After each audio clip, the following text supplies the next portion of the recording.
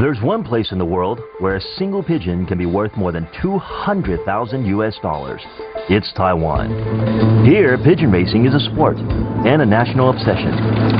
Just one race can make you an instant millionaire. Competition is fierce, even deadly. It's a sport awash with rumor of race fixing and mafia.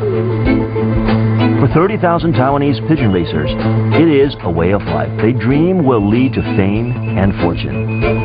This is a story of an industry where rags to riches is reality for a lucky few, and where pigeons rule the roost, but only if they win in this high-stakes pigeon game. Taiwan is an island, home to 23 million people. Drive just about anywhere and you can see these strange structures jutting from rooftops, apartment buildings, and even popping up in rural rice fields. Pigeon loft seems to be everywhere in Taiwan because fortunes are made and lost on the wing of a 400-gram bird. While other countries go crazy over horses or dogs, for many in Taiwan, pigeon racing is the only game in town. Why? Because it's all about money.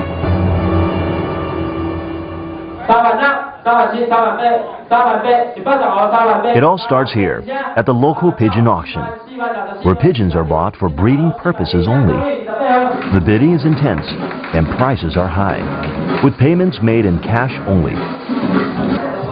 30,000 professional pigeon racers dream of striking it rich. People like Tai Feng-chi, in a good year, he can earn millions, but only if he has the right birds. Breeding and bloodline is crucial. Tai has his sights set on a Dutch bred bird, Peter Murray. Tai is determined. He needs this pigeon to father a champion for the coming race season. Finally, success. Tai pays $2,800 US cash, nearly 3 times the average monthly salary in Taiwan. After securing the pigeon, I was so excited because its parents had such great flying records. So I have high expectations. At 18 years old, Tai learned the skills of pigeon racing from his father. 4 years ago, Tai won 3 years in a row, making him an overnight millionaire, and written up in the 2001 Belgian Pigeon Yearbook. But with little success since then, his cash reserves have dwindled, and he needs a win this race season. Tai's winnings support his family, who are all involved in the sport. They tend to the 200 breeding pigeons, while Tai devotes his time on training. Tai's new pigeon settles into his home, a luxurious breeding loft in rural Taiwan. Here, future stars are bred from the best bloodlines Tai's money can buy. The Dutch bird from the auction will be ready to mate in 6 months' time, as soon as he gets accustomed to his new home. But for now, Tai is banking on the bloodline of his most prized pigeon.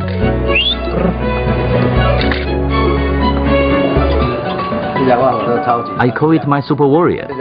The champion in spring of 2002. Still the record holder in southern Taiwan. The children also went on to win prizes for me in later seasons. After the championship race, I was offered $80,000 US for it, but I refused. By pairing Super Warrior's descendants, Tai hopes to breed an even faster young pigeon. It's August, and Tai needs to select all the birds to mate now. His judgment is based on 20 years of experience.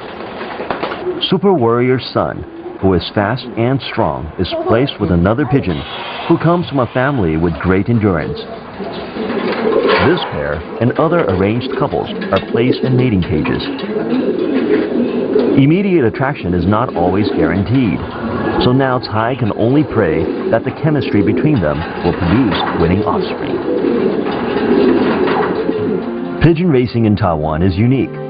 In Europe, a winning bird can go on competing year after year for its 20-year lifespan.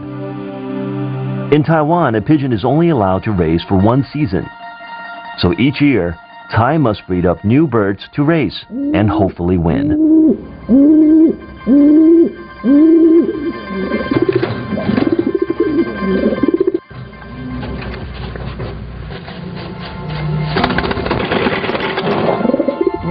Every pigeon racer thinks he knows how to breed a champion. Usually, it's by looking at a bird's pedigree and race record that suitable pairings are made. Mate a bird known for its endurance with one famous for its speed, or a gentle bird with an impetuous one. In this sport, money goes to anyone who can breed and train the fastest birds. This pregnant mother is waiting to give birth to the grandson of Super Warrior. Tai is holding his breath for a future star to be born.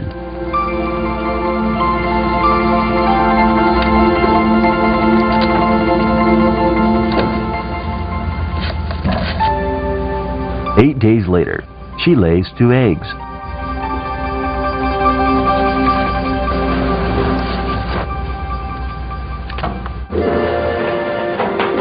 To find out when the chicks will hatch, he listens carefully for any signs of motion inside.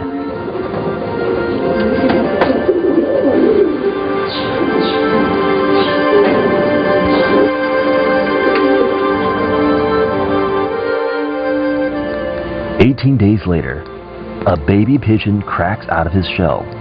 He is the descendant of Super Warrior. Slowly, the tiny bird enters the world, unaware of the fierce competition that awaits.